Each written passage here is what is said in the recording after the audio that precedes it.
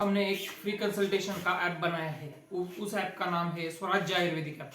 स्वराज्य आयुर्वेदिक ऐप आपको play store पर मिल जाएगा। ये फ्री है।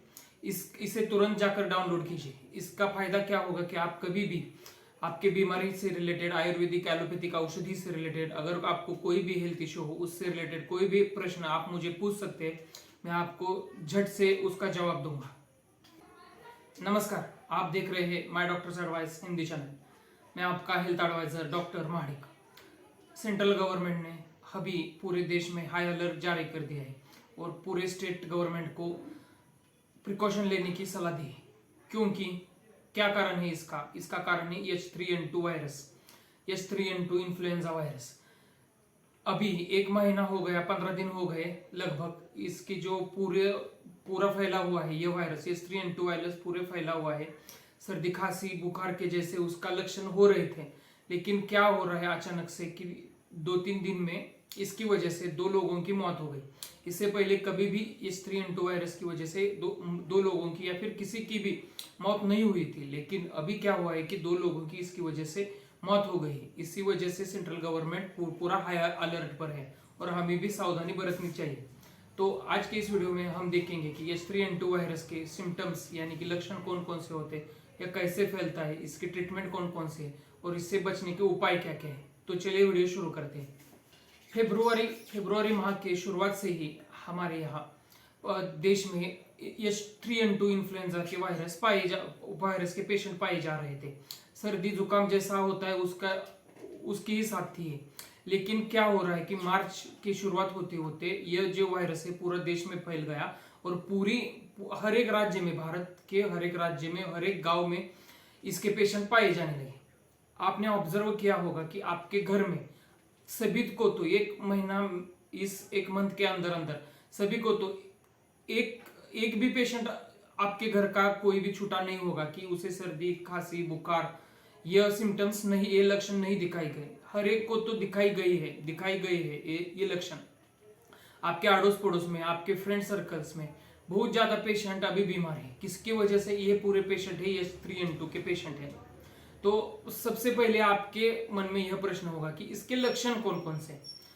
सबसे पहले के लक्षण क्या है कि नॉर्मल सर्दी खांसी बुखार जो आता है उसके लक्षण भी इसमें शामिल होते हैं।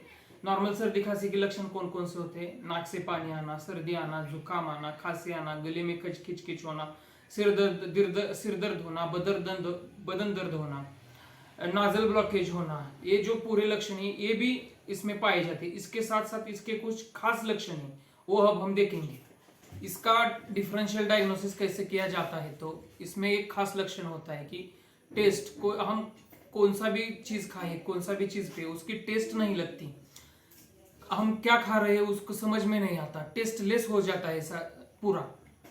उसके बाद जो है कि एब्डोमिनल सिम्टम्स होते हैं, यानी कि पेट दर्द होता है, एसिडिटी होती है, उल्टी आने जैसा महसूस होता है। कुछ केसेस में टॉयलेट आते हैं, शौच को पतला होता है। उसके बाद जो उसके खास लक्षण है उसमें क्या क्या आते हैं कि वीकनेस बहुत ही ज्यादा होता है, थकावट इतनी होती है कि हमें कुछ भी काम नहीं कर सकते, हम इतनी थकावट सी महसूस होती है। नॉर्मल सर्दी खांसी जो होती है कि 5-7 दिन में, अगर आप ट्रीटमेंट नहीं भी लोगे तो सर्दी खांसी नॉर्मल 5-7 दिन में ठीक हो जाती है। लेकिन अगर आपको H3N2 का इन्फेक्शन हो गया तो उसमें क्या होता है कि 7 दिन, 8 दिन, 15 दिन तक पेशेंट अच्छा नहीं होता। नॉर्मली वो अच्छा हो सकता है 7 दिन में, लेकिन ट्रीटमेंट अगर आप लेते हो तब भी 15 दिन लगते हैं। 2-3 बार 4 बार डॉक्टर के पास दिखाना पड़ता है, सलाइन लगानी पड़ती है। उसके बाद भी 15 दिन में पेशेंट को अच्छा नहीं लगता और ब्लड टेस्ट करने पर भी उसके कोई खास रिजल्ट नहीं आते। कुछ पेशेंट तो ठीक होने में 21 दिन लगे हैं। अब हम इसकी ट्रीटमेंट देखेंगे।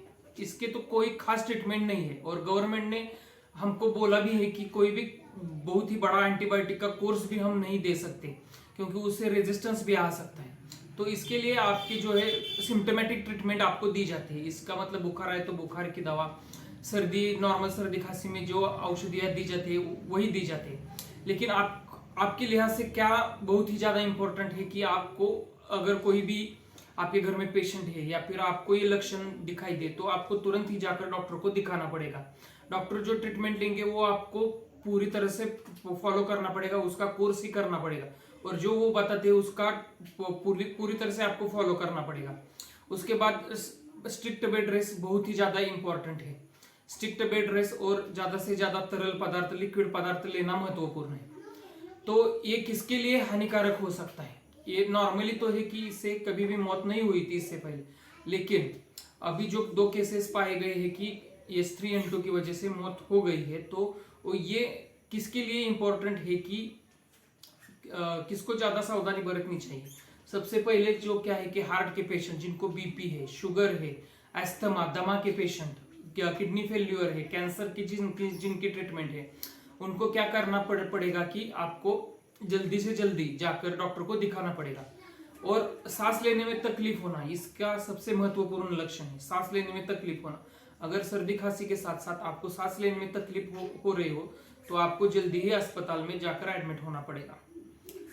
उसके बाद क्या होता है कि इसके प्रिकॉशन, सबसे महत्वपूर्ण क्या है कि इसके प्रिकॉशन, अगर आपका छोटा बच्चा सर्दी खांसी में से बीमार है तो आप उसे स्कूल में मत जाने दीजिए, उसकी वजह से दूसरे छोटे बच्चों को भी हो सकता है।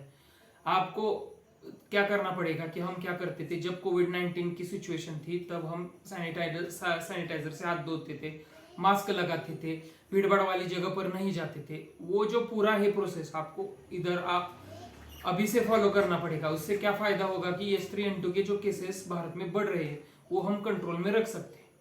तो आज के इस वीडियो में बस इतना ही। मुझे लगता है आपको वीडियो पसंद आया होगा। पसंद आए तो उसे लाइक कीजिए, ज्यादा से ज्यादा शेयर कीजिए और हमारे चैनल को सब्सक्राइब कीजिए।